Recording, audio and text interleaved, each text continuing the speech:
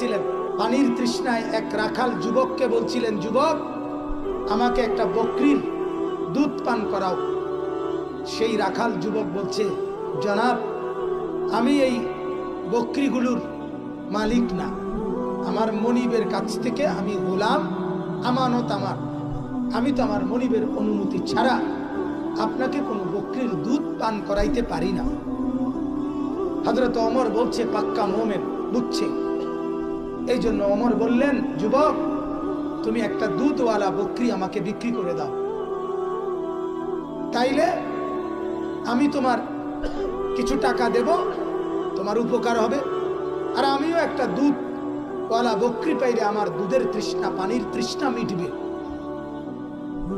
আর তোমার মনিবকে তুমি বলবা একটা বকরি হারায় ফেলছি, আমার এতগুলো বকরি চড়াইতে গিয়ে একটা পাচ্ছি না।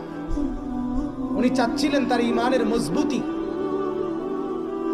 সাথে সাথে এই যুবক সাথে সাথে তাফসীরে লিখছে, সাথে সাথে যুবক ওমরকে বললেন, ইয়া হাযা ফাআইনা আল্লাহ, ওই বেটা তাইলে আল্লাহ কোথায়? আল্লাহ কোথায়? তোমাকে ফাঁকি দিলাম, মনিবকে ফাঁকি দিলাম, জগৎবাসীকে ফাঁকি দিলাম, কিন্তু আল্লাহ? এই বোঝা গেল জঙ্গলের গহীনে একাকী যুবক কাকে মনে রাখছে? কথা বলেন না, কাকে ভয় করছে? রাতের গভীরে হযরতে ওমর রাদিয়াল্লাহু তাআলা আনহু তিনি রাত্রিবেলা হাঁটতেন মানুষের বাড়ি ঘরের পাশে, কারো বিপদ, কারো অসহায় অবস্থা দেখতেন।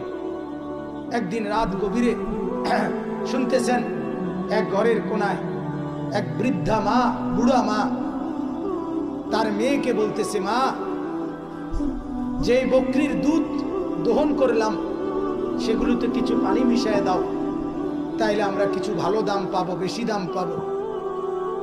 মেয়েটা বলতেছে, মা আমিরুল মুমিনিন ওমর নিষেধ করছে দুধে পানি মিশাইতে। বৃদ্ধা মা বললেন নিজের মেয়েকে, মা ওমর কোথায় ঘুমায় আছে রাজপ্রাসাদে, আমরা দুইজন এখানে, আর কেউ নাই, তুমি বকরির দহন করাই দুধে পানি মিশাইলে ওমর জানবেই না, খবরই রাখবে না। তখন ওই মেয়ে